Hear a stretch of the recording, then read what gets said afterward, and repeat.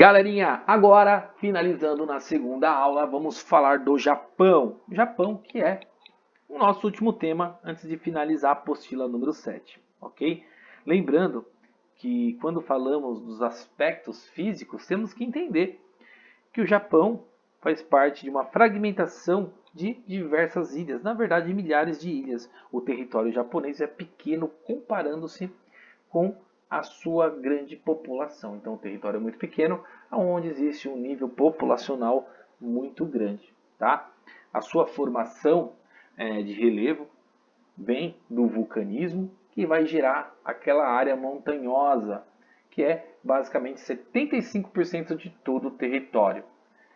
Também existe planícies? Existe, mas somente 25% das áreas territoriais são de planícies, tá? E são próximas ali às porções litorâneas. E lá no Japão também podemos falar um pouquinho do relevo. O relevo do país é formado principalmente por montanhas, como eu já falei, constituído por uma sucessão que aconteceu lá na era Cenozoica, relativamente recente, com menos de 65 milhões de anos. Então a região ali da Ásia é uma região, comparando com as demais, nova, tá? Por ser uma formação vulcanizada, que geralmente é sim uma formação de sedimentação ao longo de milhões e milhões de anos.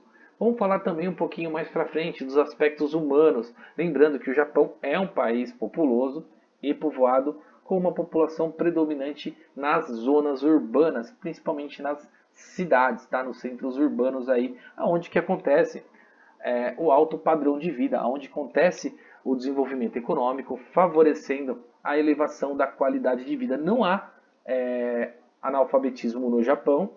Existe um sistema de educação, um sistema de ensino voltado à aprendizagem desde o berçário, então é evolutivo. É a menor taxa de mortalidade infantil no mundo, porque a qualidade de vida acaba afetando neste processo de taxa de natalidade. Então, a taxa de natalidade é uma taxa já controlada, onde a população futura está sendo controlada. O nosso planeta, em 2050, vai ter aproximadamente 9 bilhões e meio de habitantes, e o Japão hoje é um dos países mais populosos, mas tem uma política externa e voltada para a redução do nível populacional. Então, a conscientização, a valorização, o crescimento econômico favorece a conscientização dessa taxa de natalidade e sim prezando ao desenvolvimento econômico que vai vir. Saúde, educação, saneamento básico, que é um dos melhores do planeta, onde não existe contaminação através do solo e da água, somente da atmosfera, tá bom? Lá no Japão existe grandes empresas poluentes na nossa atmosfera, mas voltados ao solo e a grandes rios caudalosos, aí não tem grande impacto com a poluição.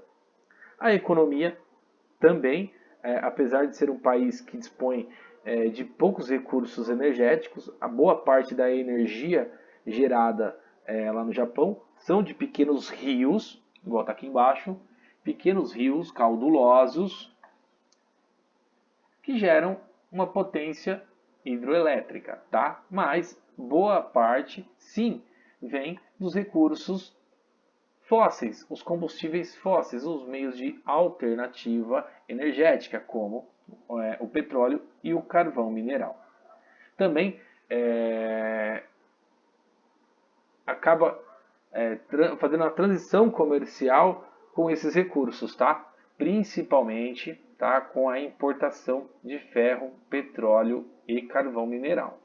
O Japão se destaca principalmente na potência industrial. O principal produto lá desenvolvido da agricultura, né, o sistema agrícola do país, é o arroz, o alimento importante da dieta do povo japonês, tanto que a nossa comida, aqui a nossa comida japonesa desenvolvida no Brasil, é bem diferente dos costumes asiáticos. O arroz é diferente, é um arroz bem elaborado, com uma substância diferente do nosso.